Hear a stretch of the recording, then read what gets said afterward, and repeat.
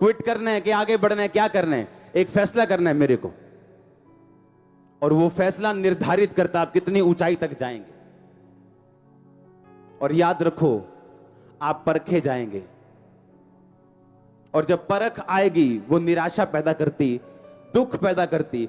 लेकिन अगर आप सच्चे क्रिश्चियन हैं, अगर आप झूठे नहीं हैं, बाबाओं की तरह चर्च में नहीं आते हैं, अगर आप खुदा को ढूंढने के लिए चर्च में आते हैं और आपने खुदा को दिल में बसाया है, आप परखे जाएंगे। और अगर आप परखे जाएंगे, परख में सफल रहे, तो आप प्रमोट किए जाएंगे।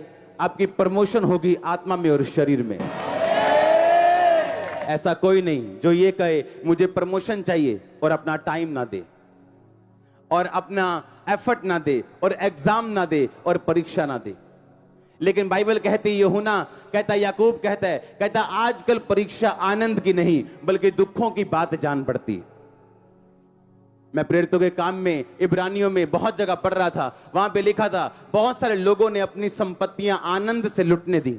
बहुत सारे लोगों पे बड़े दुख आए मसीह के नाम को आगे बढ़ाने के कारण। और लिखा, मूसा ने भी अपने मिस्र के पूरे भंडार को, लाखों करोड़ों रुपए के भंडार को मसीह के कारण छोड़ दिया। उसने मसीह के कारण निंदित होने को उस भंडार से भी ज्यादा बड़ा धन समझा। परमेश्वर ने कहा, अगर मैं तुझको बेटा बनाऊंगा मैं कोड़े लगाऊंगा, मैं तुझको बेटी बनाऊंगा मैं कोड़े लगाऊंगा।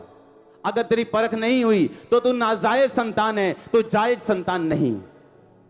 अगर तेरे परख नहीं हुई तो तू मेरी बेटी बनी नहीं है अभी, तो मेरा बेटा भी बना ही नहीं है। हालेलुया। आपका विश्वास हिलना नहीं चाहिए। कल मैं एक केस को सुन रहा था, उसने कहा जब मैं मसीह में आई दो साल से, और 2 साल से मैं बाइबल पढ़नी जब शुरू की, मुझको डिप्रेशन के अटैक होने शुरू हो गए। और मेरी फैमिली कहती, जब से तूने बाइबल पढ़ी तब से तू पागल हो गई।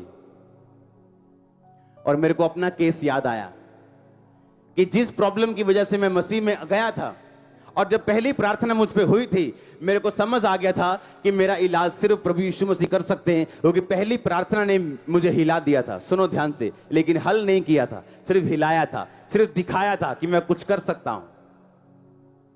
उसके बाद जब मैंने बाइबल पढ़नी शुरू की, और मैं जुआ खेलता था चर्च में आके भी, और जब मैं एक दिन जुआ खेल रहा था तो उस बंदे से मेरी लड़ाई हो गई। तब मुझे शायद 1-2 महीने हुए थे प्रभु में आए, और जब लड़ाई हुई तो मुझे ठोकर लगी अपने दोस्तों से, और मैं चर्च जाना शुरू कर दिया। और जब चर्च जाना शुरू हुआ तो मुझे ज्यादा डिप्रेशन और ज्यादा मेंटली अपसेट के अटैक होने शुरू हो गए। मैं कंफ्यूज हो गया। मैंने कहा, चर्च में आने के बाद जब प्रार्थना मेरे पे पहली हुई थी तो मेरा तो हल होना शुरू हो गया था, अब क्या हुआ मेरे में? हाँ, अब तो मेरे अटैक डबल हो गए, मेरी प्रॉब्लम डबल हो गई। ऐसा नहीं होना चाहिए था। कितने मेरी बात समझ रहे हैं? आप समझ रहे कि नहीं? मेरी प्रॉब्लम डबल हुई, मैं सुसाइड करने तक पहुंच गया था मसीह में आने के बाद फिर भी। और शैतान मुझे कंफ्यूज इतना करता था जितना आपने सोचा भी नहीं। इतना टॉर्चर किया उसने जितना आप इमेजिन भी नहीं कर सकते हो। और उस चीज ने मुझे रोजे रखने के लिए मजबूर किया, पवित्रताई पे चलने के लिए मजबूर किया, फास्टिंग करने के लिए मजबूर, प्रेयर करने के लिए, बाइबल रीडिंग करने के लिए, ऑयल, अनॉइंटिंग ऑयल लगा के माथे पे, सिर पे 6-6 घंटे में बाइबल पढ़ता था। 3 दिन 4 दिन में नया नियम खत्म करता था। और उसके बाद परमेश्वर ने मुझे फ्री किया उस डिप्रेशन से, जब 6वीं बार मैंने 40 रोजे रखे हुए। हालेलुया। उसने तब नहीं सुनी जब मैंने कहा, उसने तब सुनी जब वो टाइम निकल गया, वो परीक्षा का टाइम खत्म हो गया। जब वो टाइम जिसका मकसद परमेश्वर का मुझे तैयार करना था, जब वो टाइम खत्म हो गया, परीक्षा खत्म हो गई।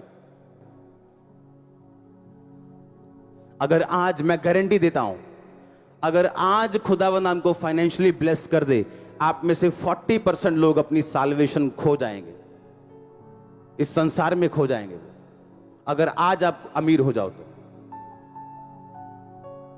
आज अगर खुदावंद आपको पैसा दे, मैं जानता हूं, मैं प्रभु का दास हूं, मुझे सुनता है खुदावंद क्या कहता।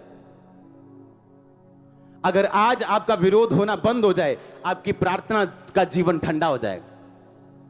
अगर आज आपका विरोध होना बंद हो जाए, आपकी प्रेयर लाइफ फिनिश हो जाएगी। वो विरोध आपको जगाए रखता है।